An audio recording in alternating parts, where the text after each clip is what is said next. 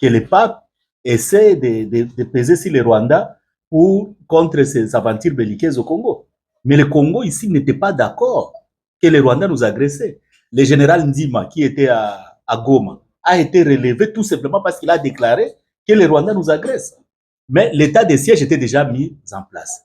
Mais pourquoi notre État a peur de déclarer l'état de guerre? Parce que l'article qui venait là-bas dit comment le président, et lui-même avait dit qu'un seul coup, j'ai réuni les deux chambres, je déclare la guerre.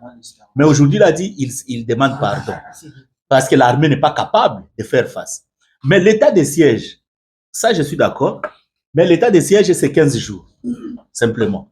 Ça veut dire qu'on peut l'élever à n'importe quel moment. S'il veut seulement, il peut l'élever.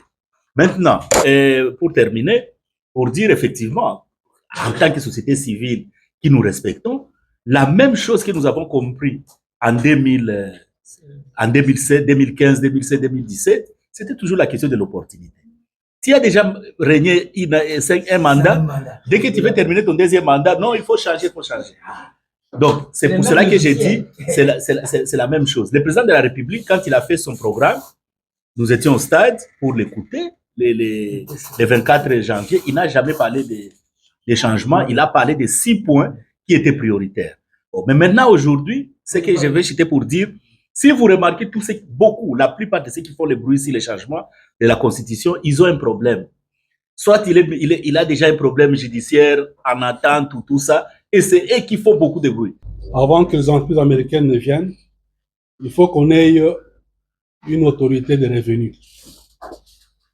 Au lieu d'avoir plusieurs centres de perception des impôts, des taxes, et ce qui crée un climat favorable à la corruption. Et ça, s'il faut le faire, on devra revoir la Constitution. Et ça, il y a quand même des choses aussi qui ont été déjà recommandées par les ONG au niveau national.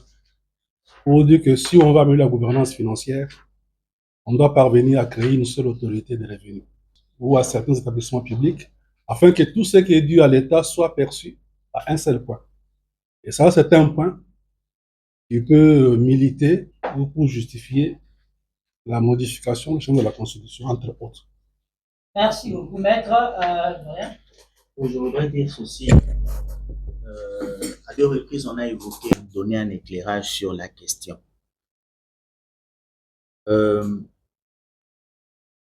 Cette demande est venue de la Commission électorale nationale indépendante.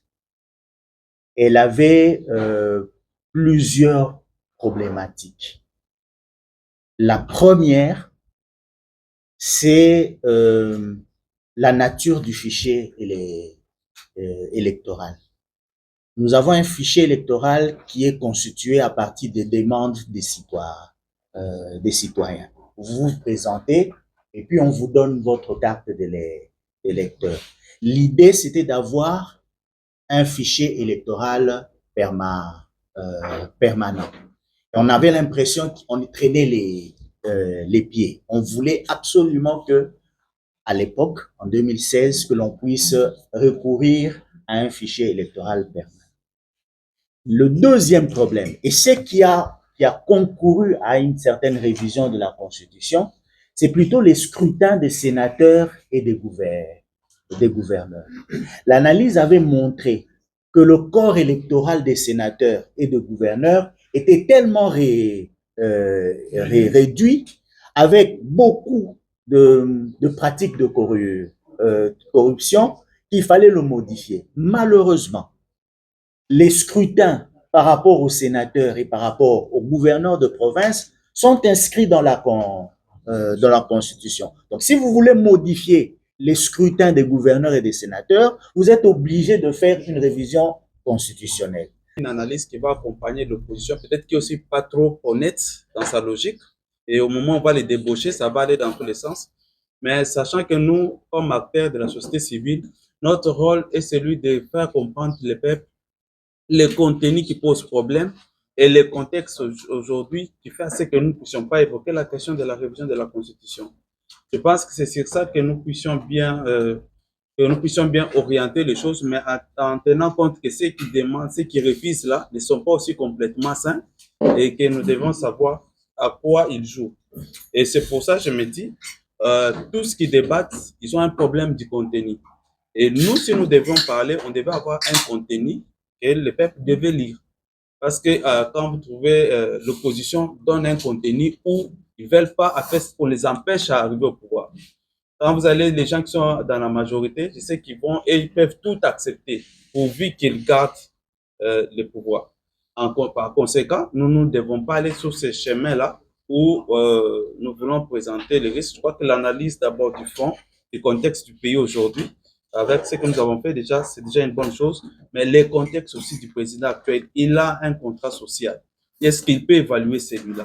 Et ce contrat social, s'il évalue avec tous les éléments qu'on a eu, ça ne lui permet pas aujourd'hui de réviser la Constitution parce qu'il doit d'abord comprendre que le pays lui-même, il y a des états de siège et que ça l'empêche de faire cela.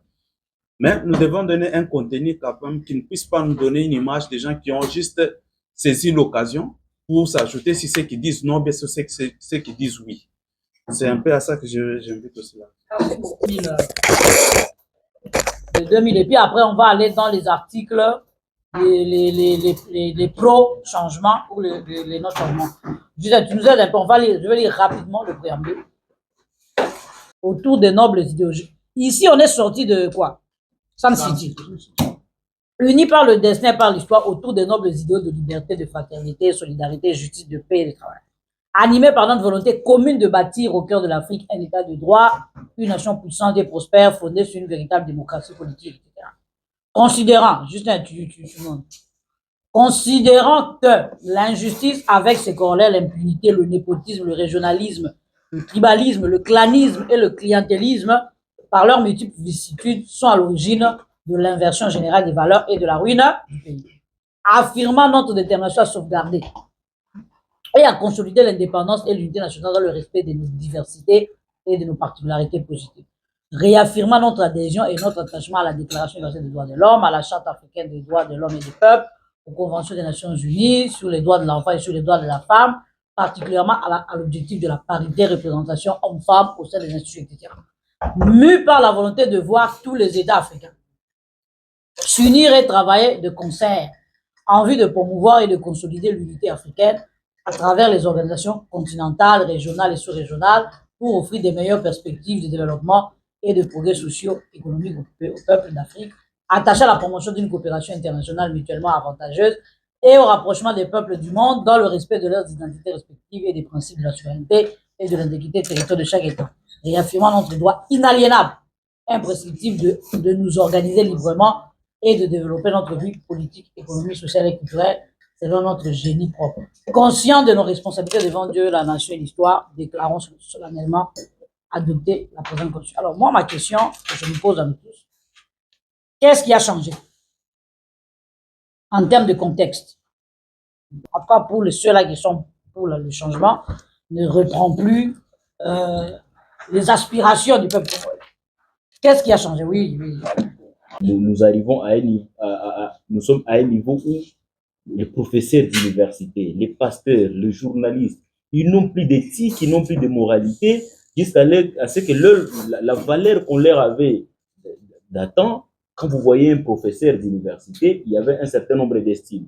Mais aujourd'hui, on voit ce qu'il lance en termes de débat. Il n'y a pas de différence entre un motard et un professeur d'université. La différence, c'est que l'un parle à lingala et l'autre parle en français et il est en fait. Mais les idées, les analyses, ce sont les mêmes. Et nous nous posons finalement la question, cet abrutissement collectif, il provient d'où subitement comme ça? Est-ce que c'est parce que la politique a envahi tous les autres secteurs, les églises, les universités, les médias et le reste, ce qui fait que lorsque vous avez un intérêt quelconque, même votre capacité de réflexion, ça se réduit. Tout le respect que vous aviez, la dignité dans la communauté, aujourd'hui, à l'époque, moi, je l'appelais professeur Mbata. Aujourd'hui, je l'appelle simplement Mbata parce que je me dis, le professeur, la dignité d'un professeur, il n'en a plus. Nos pasteurs, à qui on avait vraiment beaucoup d'estime, et quand ils parlent de contexte, pour lui, le contexte, c'est parce qu'il se retrouve du côté du pouvoir. Et le contexte a changé par rapport à lui.